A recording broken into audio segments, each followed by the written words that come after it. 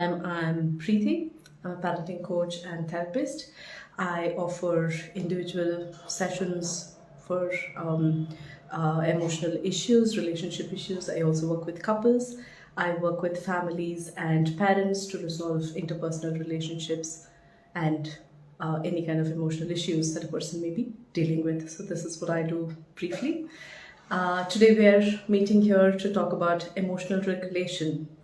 So before we start, I invite you to call out any of your friends, anybody that you know can benefit from this program, from this talk. Invite them, and if you've not followed me yet, go to my page and follow me, subscribe, so you will be notified of upcoming programs and the other interesting information, useful information that I keep sharing on my page. Yeah. So having said that, let's get started. I see a few people in. Yes. Okay. Okay. So before we talk about what is emotional regulation and dysregulation, let's first talk about what emotions are, right? A lot of times when we talk about emotions, many people have this clear idea of what are good emotions and bad emotions. I like to think of emotions as an internal compass. The way a compass tells us if you're going in the right direction, emotions help us identify whether we are in the right place, whether what's happening around us, what's happening to us feels good for us, whether it's feeling okay for us, if this is something that feels safe for us, if this is a conversation, if this is a relationship, if this is a situation that makes us feel good, that makes us feel comfortable or safe or not. Right? So whatever the emotion we are facing, it is an information, it's a feedback loop that is designed to let us know about how we are feeling in relationship to what is happening around us. Now, what is emotional regulation then? Right? So emotional regulation can be thought of as the capacity to influence the degree to which we experience an emotion, channelize it, and express it. Emotions has three parts. One is, of course, the receiving of it, as in you feel a certain emotion, and then what we do with that emotion, how we express it. Usually emotions, especially negative emotions, what is usually considered as negative emotions, like feeling angry or sad or scared, these emotions help us to convey to the people around us, in the context of relationships, to convey to the people around us that something's not working for us. Perhaps we need more connection, perhaps we need more protection, perhaps we need more gentleness, perhaps we need more understanding or listening or freedom or independence or connection. So whatever it is, these emotions, when we express our emotions, that is what we're trying to convey. But a lot of times it doesn't happen that way. Right? So when these emotions come up, it's like a surge of energy, and a lot of times the way it comes out can feel like it's out of our control. When our emotional response is outside the, not normal, maybe traditionally accepted range of emotional reaction, that is what we consider as emotional dysregulation, which means feeling angry or feeling sad, being in a space of grief, is not necessarily dysregulation. These are healthy emotions which tell us, let's say I'm getting angry about something, usually there is something beneath that, as in, I feel threatened. Its anger is an emotion that comes out when there is an intense need to protect me and what is mine. My body, people who are close to me, my ideals, values, when there is this intense need to protect all of this, is when anger surfaces, and it is a healthy emotion. But when it comes unexpectedly, unpredictably, in a totally out of context intensity, then we consider that a dysregulation, right? So when emotional dysregulation happens, we may be struggling.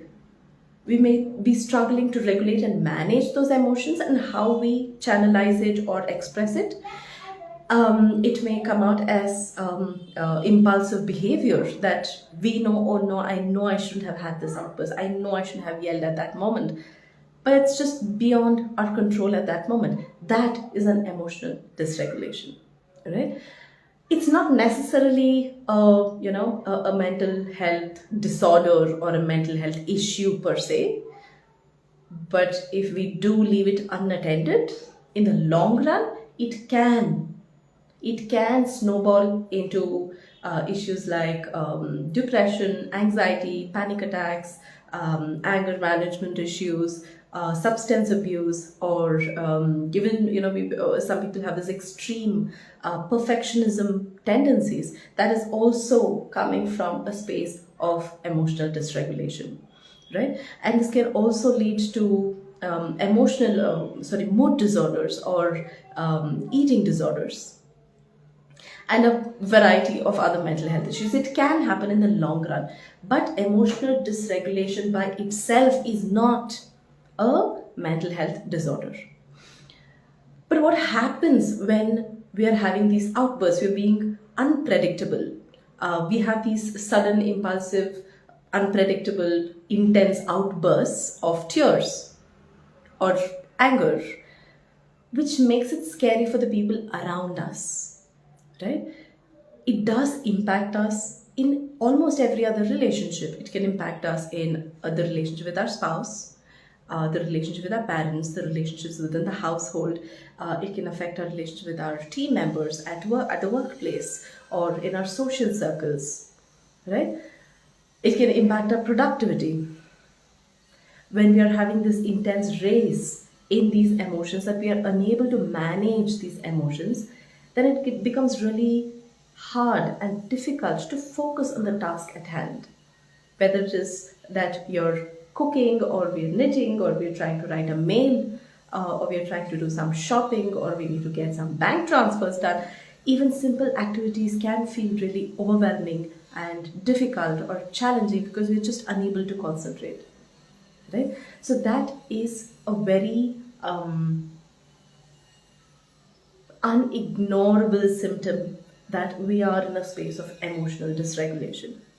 And of course, without having to be said, one of the reasons a lot of people here are watching this is because we know it impacts our relationship with our children.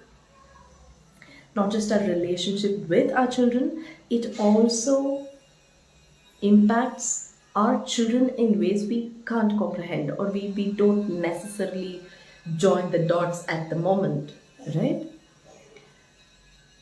Now, if we look at why does the emotional dysregulation happen? There are a lot of everyday reasons like work overload. We feel overwhelmed by the number of things that are happening. Maybe there is a conflict in the household. We have financial problems. We have work deadlines. We are feeling, let's say, consistently invalidated. We feel alone in our everyday journey, in the choices we make. We find it hard to stand up for ourselves, right? Or it could also be, if we trace this back, it can go back to childhood, where we haven't seen somebody in our life model regulated behavior. I really love a statement I read recently by somebody called Lori Petro. It said something like, if we want our children to be self-regulated, we need to show them consistently what that looks like, right? A lot of us perhaps have not seen what emotional regulation looks like in our families growing up. And that pretty much gets passed on generation after generation after generation after generation until one person takes it on themselves to be able to put a stop to, you know what, I get it, this is what happened to me, I know how it impacted me, but that's it, it's going to stop with me. I'm going to work on myself to let go of how I have picked up all of these scars and wounds, this trauma, this hurt I'm going to release that, work on myself, release these unexplained or irrational belief systems. For example, to give you an example of what an irrational belief looks like, I remember somebody I was working with shared that one of the reasons that she's really overwhelmed is she finds it really hard to be able to take time for herself. And why is it hard for you to take time for yourself? What would you do if you had this time for yourself? She said, well, for one, I would definitely like to explore new restaurants at least once in 2 weeks. Said, okay, so what stops you from doing that? She said, well, I have a partner, and I don't want to hurt him, or what if he doesn't like it?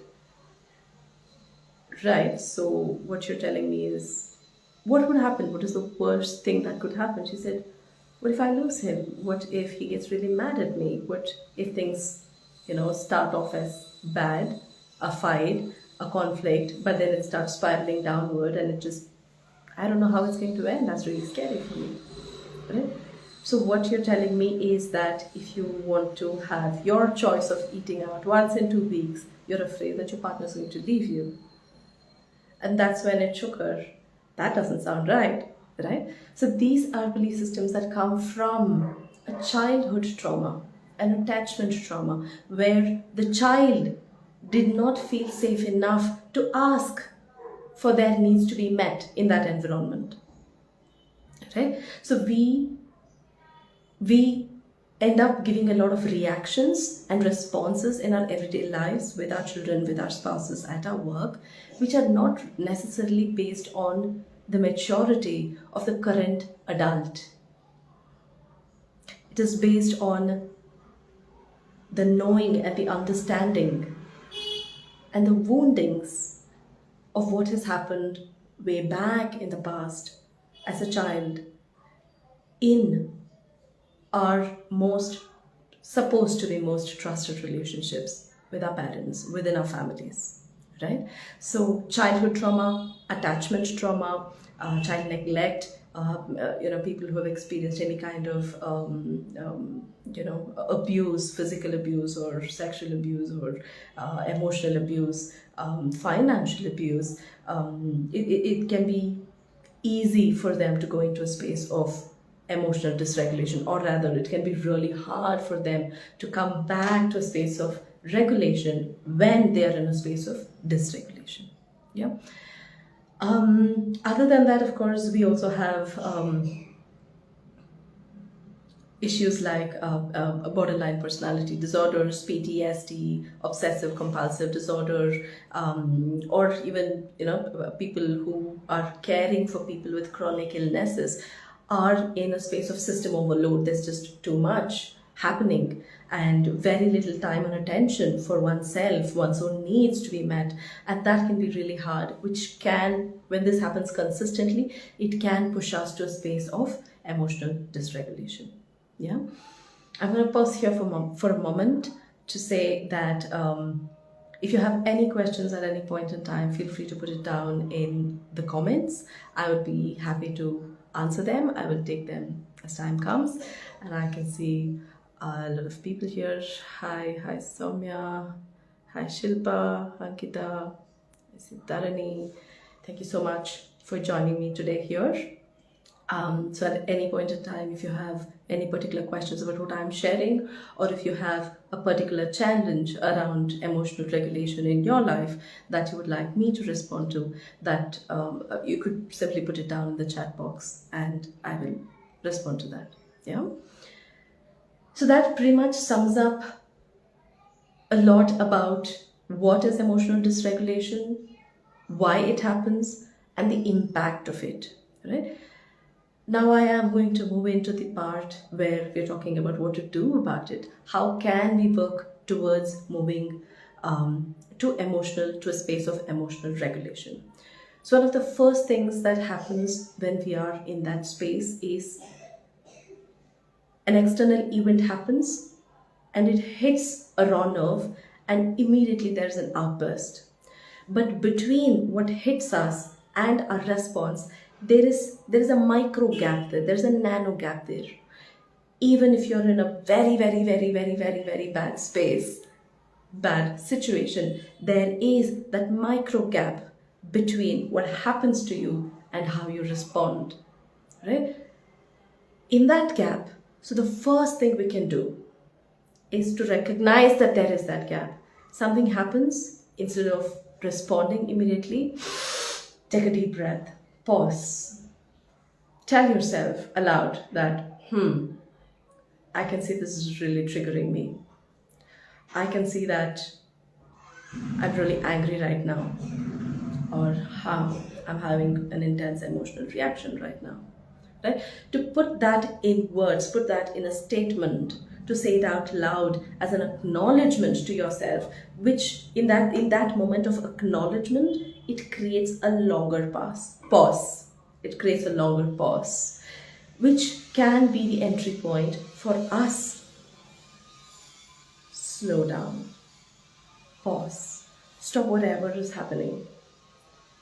The child spilled milk, something got broken, your spouse said something nasty to you. Hold, just listen, observe what's happening. What are you seeing? What did you hear? What about what is happening is triggering you? I don't like a messy floor. Oh God, I'm getting triggered because I've got to clean up the spilled milk.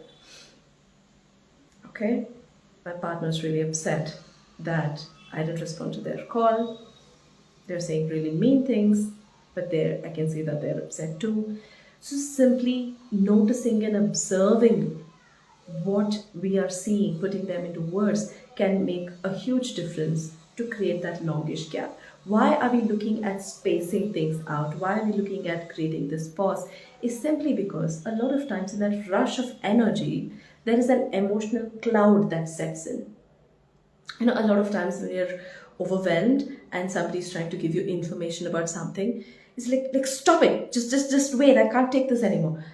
We do get into that space because there is a system overload, as in our conscious mind is capable of processing not more than 6 to 7 message units per minute.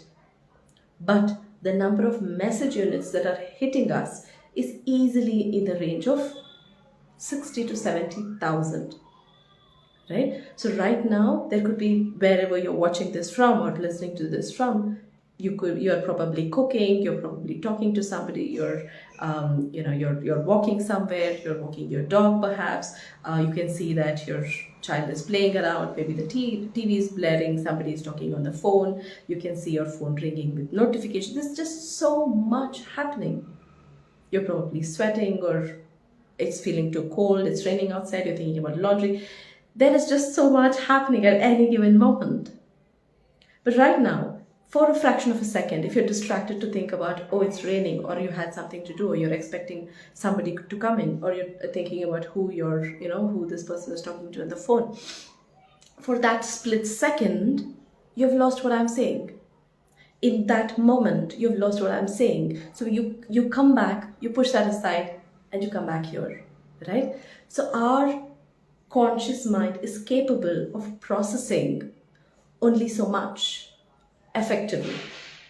So when we are running with multiple such threads parallelly, so many things happening at the same time, and we are jumping from one to the other, one to the other, one to the other, it becomes very hard for us to be able to actually process what we are doing or what is happening.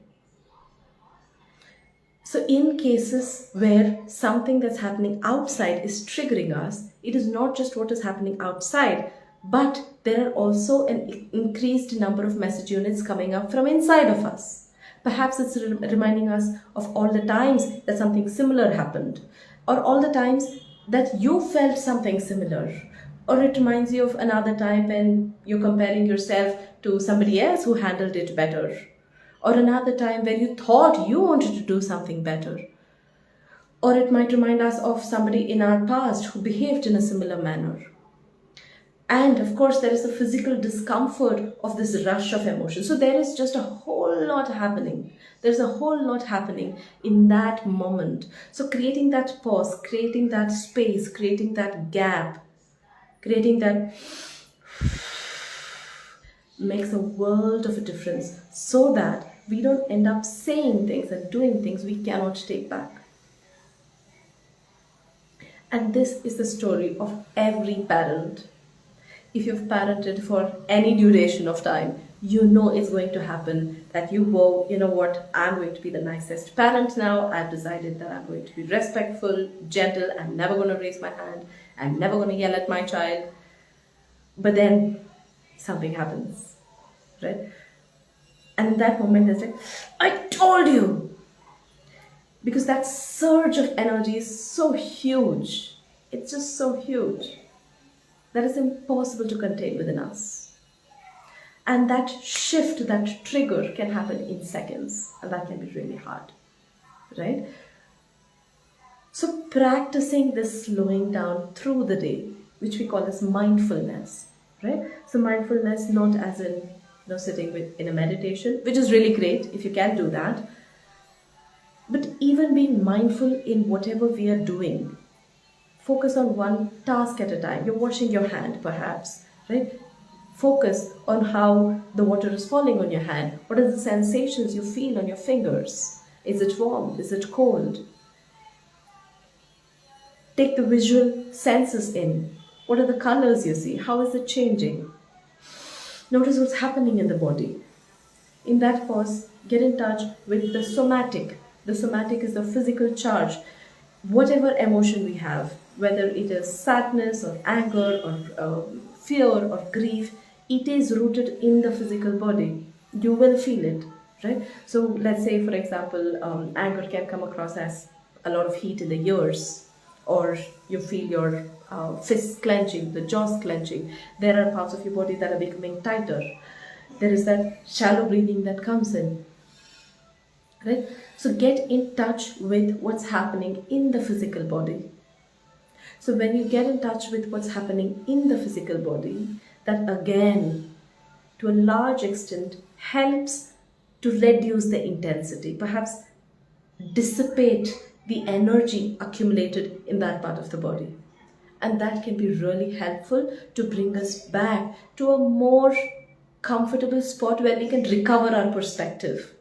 From being in that emotionally clouded space, we can come to a space we are able to think a bit more clearly. And that is your golden ticket, right? So whatever it is that we are trying to do, we are trying to arrive at that place where we have more influence over how we are communicating our displeasure. That's the goal. The goal is not to not have the emotion or to get rid of the feeling. Because feelings and emotions are a sign of what's happening to us, what's happening around us, what our needs are, whether what is happening around us is helpful for us or not, it's working for us or not. And that also applies to our children. This is a great tool that can help us understand why our children are behaving the way they are, why our spouse is behaving the way they are, or why our team members are not responding to us when we have repeatedly told them what needs to be done. Take a moment to think about, okay, so what could be their needs? What are they needing at the moment that will help them arrive at a place where they can be cooperative and kind and productive? So for all of us to be able to have these positive behavior traits, we need to be in a space where we are cashing in on the positive emotions. And for us to be experiencing positive emotions, we need to be in a space where we feel like our needs are being met. And what are these needs? These needs that I'm talking about is the need for respect, need for fun, need for freedom, need for independence, need for listening, need for understanding, need for dignity, need for space, need for learning. It could be anything. So these are basic universal needs. When these needs are unmet, it is natural for us to feel sad, annoyed, irritated, scared, terrified, anxious, nervous, restless, and all the other emotions that we usually consider negative emotions, right? And it is these, when we are experiencing these emotions, it's impossible to be smiling and jovial, cooperative and kind and nice. It's just not possible. It just doesn't align. So for us to be in that space, when we are in one of when we are in this whirlwind, we are in this whirlwind of these negative emotions, what helps is to slow down, to pause, unless and until there is somebody or something that is in danger. It's somebody's going to be hurt, somebody's going to fall down, something, property or a person is going to be damaged. Until then, everything can wait. It's all right. Right? So, to give you an example, I have this almost like a compulsive thing where I used to have this compulsive thing where I need everything in separate boxes, I need everything clean and organized. So, in my head, I want to train my child from a very young age to ensure that the moment he uses something, he's going to put it back and then pick up the next thing, and he's going to play everything on the mat. So I had a very clear idea of how I wanted to do that, and I did do that. And there was this one day when, I had this thing where if my child did not, or rather if my child ended up spilling something or pouring something outside of his sensory tray, I would say, I can see that things are spilling out. I would like you to play inside. I would like you to play inside. So after, let's say, 5-6 rounds of reminding him, then I would say, if that's going to happen again, I want to take the tray away for a bit before bringing it back. It was not from the sense of punishment, but in my head to tell him that, okay, so there are consequences. And then this thing happened where he did spill it, and I was going to take the tray away. And immediately my son was all of 2.5, 3 then, right? And he said, Mama, you spilled the coffee powder the other day. Did you do that on purpose? When a 3-year-old is able to call out something like that, it just shook me for a moment. I said, that's true. You didn't do it on purpose, right? So that led me to think what he needed then was more practice, not this kind of a boundary. And that was a beautiful experience for me, also because my child at that moment was able to recognize what his needs were, and he communicated in whatever way he knew. And that is what a secure attachment is capable of doing. Right? So when we haven't experienced that secure attachment in our lifetime, it can be so much more harder for us to bring that forward for our children. For our children to be able to experience this regulated space does not mean that we don't give them boundaries. It does not mean that we don't lose it with them, that we don't get angry with them. It means that we don't lose it at them. It's okay to get angry, and it's okay to express that. But how are we going to express that? When you see yourself, your anger rising up, your discomfort rising, there is quite a long time between I don't like what's happening, that's not okay with me, versus I need you to stop right now. So there is quite a gap between that initial stage to the time of the outburst. So it really helps for us to take action right at the start, to acknowledge to ourselves and to express that to our child, to say, hey, I need you to be careful with this. It's making me really uncomfortable. Maybe we need to move this to another place. I'm not comfortable with you playing with water in the hall. Maybe you can play with that in the garden. I'm not okay with so much noise in this room. Can you please move to the bedroom? I'm not okay with you jumping on the bed. You could come and jump here instead. Right? So to be able to create that space where the child's need is met while also acknowledging what is uncomfortable for ourselves much before it comes to a point of outburst can be really helpful. Right? Another another interesting technique that can really help is to take a deep breath. It's called the 7-11 breathing, where you breathe in for 7 counts and breathe out for 11 counts. Wherever you are, stop for a moment and do this with me. Breathe in for 7. 1, 2, 3, 4, 5, 6, 7. Breathe out for 11. 11, 10, 9, 8, 7, 6, 5, 4, 3, 2, 1. Notice what has shifted in your body, what's different in your body, how this is feeling for you. This is a very powerful technique because a lot of times just 2 or 3 rounds, sometimes even 1 round, can help to clear what feels like a clogging at the emotional level.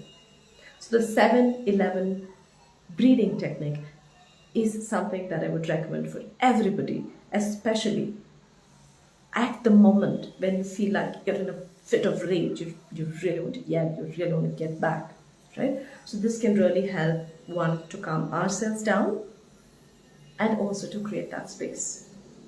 Yeah.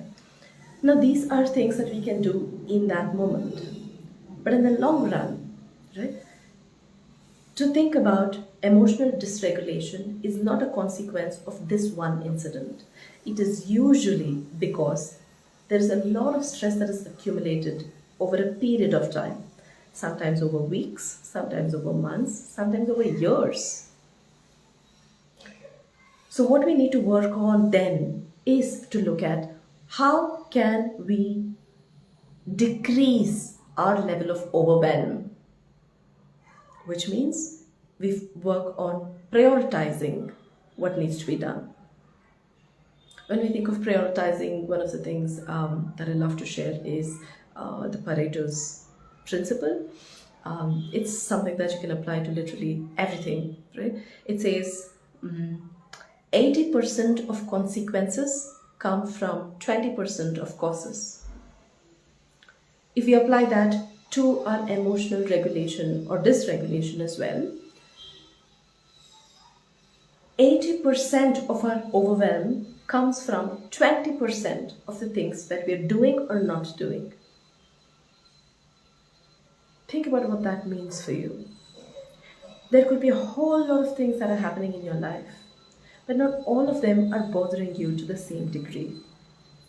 There are some aspects of your life that are just too much for you to handle, but you have to take it in the stride. But among the multitude of things, it is these few things, maybe 2 things, 3 things, 5 things, out of so many, which are actually contributing to 80% of your overwhelm. So it helps to prioritize what are the things that I actually want to address, what are the things that I actually want to prioritize in my day to day. For some people, it could look like, you know what, for a couple of days, I'm going to pause cleaning and dusting every day. Cleaning and dusting will happen on a need to do basis. Or in some household, it can look like, I remember, a dear friend and a colleague who mentioned there was this period in her life where everyday dinner would be dal khichdi with some papad. Right? I thought that was fantastic. Right? It takes away so much from your plate.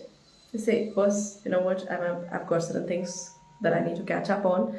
Until I get that done, this is what's going to happen. It's healthy, it's nutritious, it's fresh, and it's done. Right? So taking action to be able to prioritize what really matters, what are the things that we can take off our plate, can go a huge way to do that. Can go a huge way to reduce this overwhelm. And another thing that can really help is to take the time to move your body. Even in that moment of overwhelm, it helps to get up and move. Take a quick walk. run up and down the stairs just before a presentation or just before an important family gathering, before say this, before something important is going to happen, something that you're really nervous about. It can help to just take a walk and come, do a Zumba dance or do some stretches. So to use the body, to move the body, which can help to flush out the stress hormones that are accumulated. So moving the body helps to flush out these cortisol, adrenaline, and other stress hormones that are flowing through the blood. Right? That can be really, really helpful. And definitely, one more thing that can help in both, prioritizing as well as decreasing overwhelm is to work on boundaries. How can we place boundaries in our relationships, at our work, and for ourselves? What are the things that really matter in my life? And how can I convey these boundaries in a way that I'm not breaking the rapport? A lot of times, when we think about holding boundaries, a lot of questions that come up in our mind, or the fears that come up in our mind, is how are they going to react? What if they don't take it? Oh God, there's going to be a big showdown if I say that. I know a lot of parents have also said that sometimes they just let the child do what they want because they don't want to deal with a meltdown. They don't want to deal with a tantrum. Right? So equipping ourselves with skills, these are absolutely practical, useful skills that anybody can learn, which can make a world of difference. When it comes to children, it's a different set of skills. When it comes to adults, it's a different set of skills. That said, anybody can learn it. A lot of what we learn for children can be applied to adults, but there are some skills with respect to holding boundaries for children that are specific to children, because we are taking certain decisions for our children and they're completely dependent on us. And it is on us to not just give instructions, but also to hold that space for their resistance. Our children, a lot of times when we tell them not to do something, that's exactly when they want to do that. Right? And that itself can be a huge trigger for many of us as parents. So working on learning how to build those boundaries can go a huge, long way. So to help you with that, I've put together this workshop that's coming up next Saturday on creating healthy boundaries, even when kids won't take a no. I would recommend everybody to do that workshop. You can book for it today. Click on the link in my bio and register for the program. So in that particular program, I talk about some of the important, some of the things that we need to do before we are able to build those boundaries, so that we invite more cooperation than defiance. Right? So that is what the course is about, and it's a 2 to 2.5 hour workshop. Yes, and please do go ahead and join that. I'm going to scroll up for any questions. My child is grumpy most of the time. I'm simply wondering what could be the reason for it. This is a behavior seen after the vacation started for the Shera. Okay, thank you, Gita, for that question. So, what is grumpy? Grumpy is when a child is feeling uncomfortable or is not happy with what's happening. And children have a hard time transitioning from one phase to another. Even we have these Monday blues, right? Coming back from a vacation and having to start work can be really hard. And for some people, going to a vacation can be hard, right? So for children also, it is similar. Moving from one phase, one kind of an environment, one kind of a flow, one kind of a routine to another can be really hard. And that transition usually means something about what was happening during his routine of whatever was happening before the vacation, whether he was going to play home or daycare or school, whatever that routine was, something there was working. Perhaps it was the social interaction, perhaps it was the structure, perhaps it was a teacher, perhaps it was a certain kind of, it was certain kinds of activities, right? So that any of this could be contributing to the child feeling upset about it. So what can we do about it is, one, to listen, to just be. A lot of times we are jumping in to fix things, to make things right for our children. And it's not always possible, and it's not always needed. A lot of times what our children need is for us to just be. When the child is being grumpy, whining, saying something's not working, going on and on around that, all we can do is breathe. You stay calm. When we stay calm, when they are not in a great space, it helps. Something happens. There is an interaction that happens between their nervous system and our nervous system. And our calmness, they can borrow from it. Right? When a child is being grumpy, when a child is being upset, when a child is having a hard time, having a tantrum, having a meltdown, to jump in and say, hey, it's not so bad. Oh, it's going to start in just a few days. Come, let's see if we can do something else. It's not getting, when the child is not getting the holding they're really looking for, they're really needing, it can keep coming back up and resurfacing, because that part that they want to be seen and heard and understood is not getting the visibility it needs. So until they feel that space of I feel understood, it will keep resurfacing. So to just be, to just stay, sometimes it can take really long, and that's okay. It's still a child, and these are some really big emotions which they don't even perhaps have enough vocabulary to explain or talk about. So it helps to just stay sometimes, right? And then it can open up a space where you could, if the child is verbal enough, you could have a conversation. But what they would like, what are they really looking forward to about getting back from the vacation? That can give us clues on what could be happening with the child. Yeah, I hope that was helpful. If there are any questions, I'm going to wait a few more minutes, a few more moments for anybody. If you have any questions, do put it down here in the comments. Actually reminds me of a question I had recently about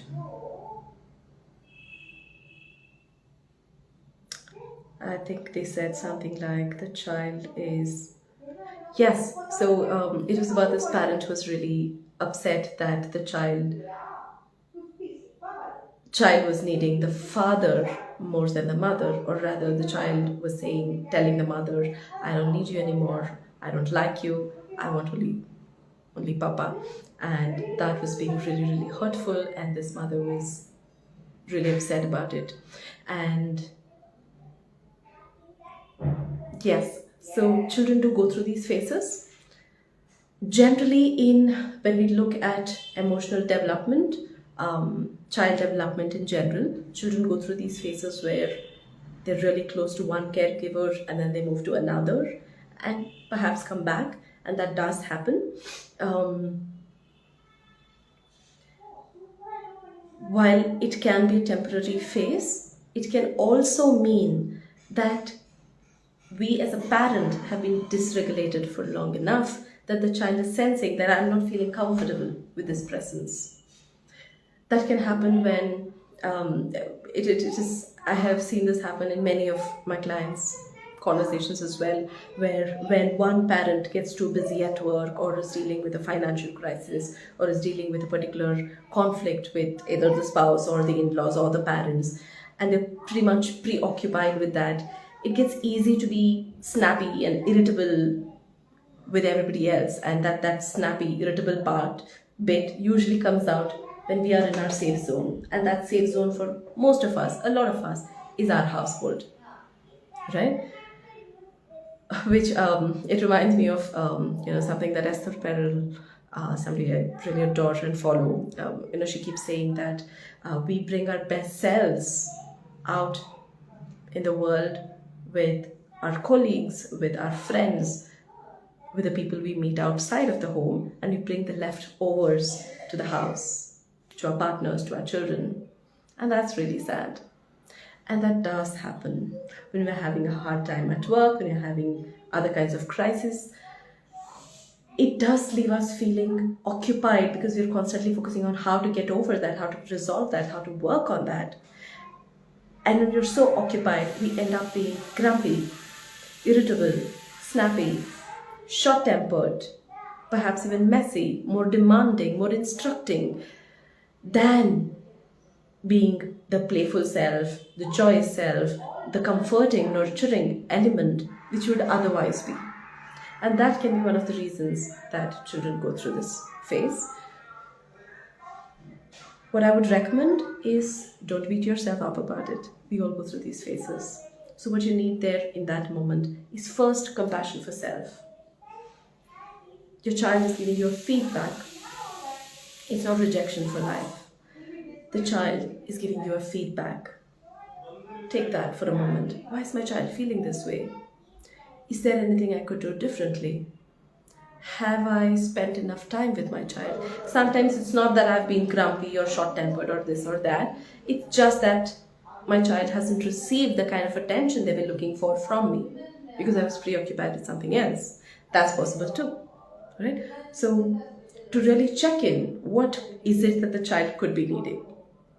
Sometimes we are not in the space to give that kind of attention and that love and listening in that moment. So, what can we do then is to look at what are my needs first. What do I need to declutter my life, to declutter emotionally, to do this emotional vacuum cleaning and sweeping and mopping? What do I need? Maybe I need to talk to a friend. Maybe I need to step out for a coffee.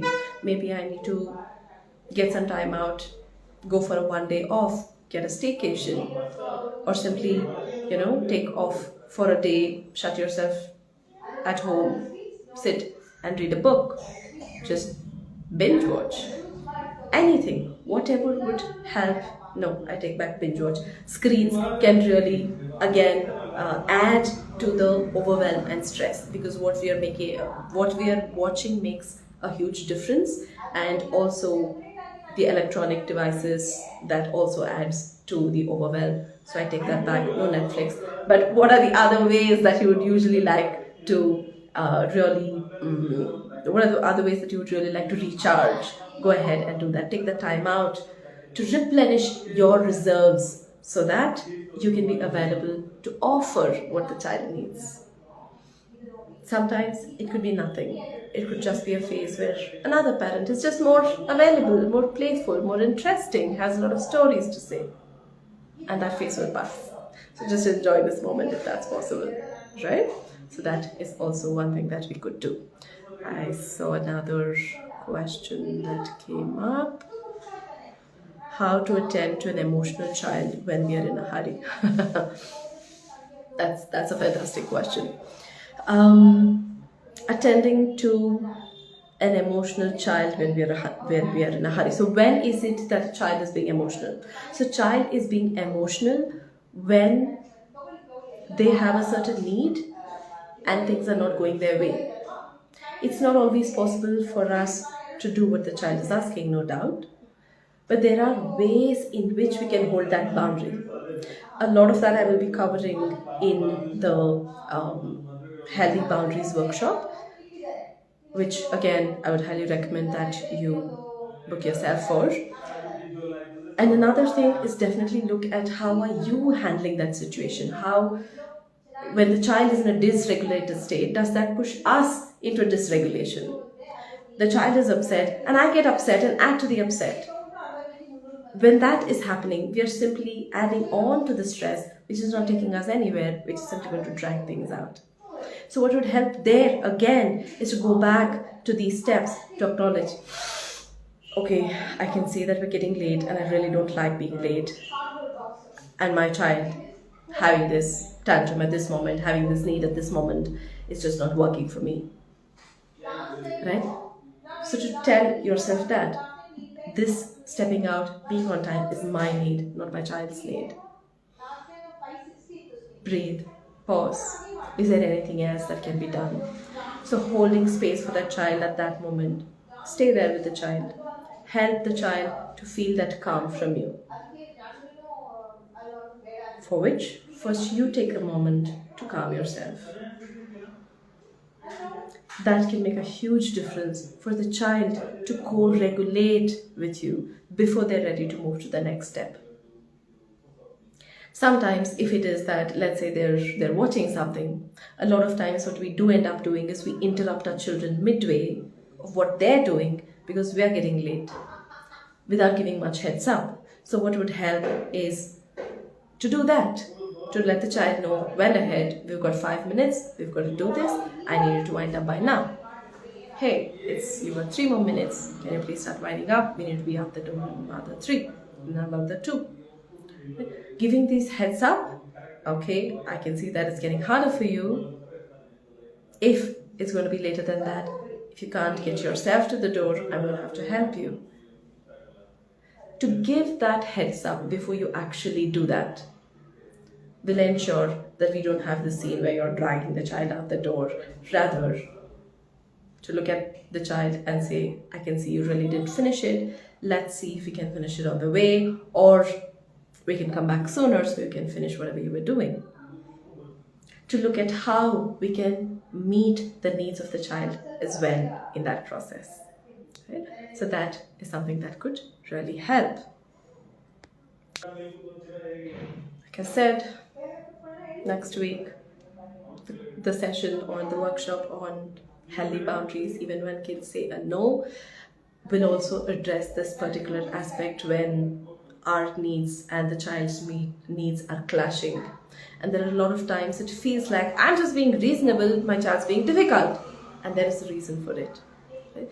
So to have some amount of understanding of what a child could be going through and how to meet that need while keeping, holding space for our needs as well.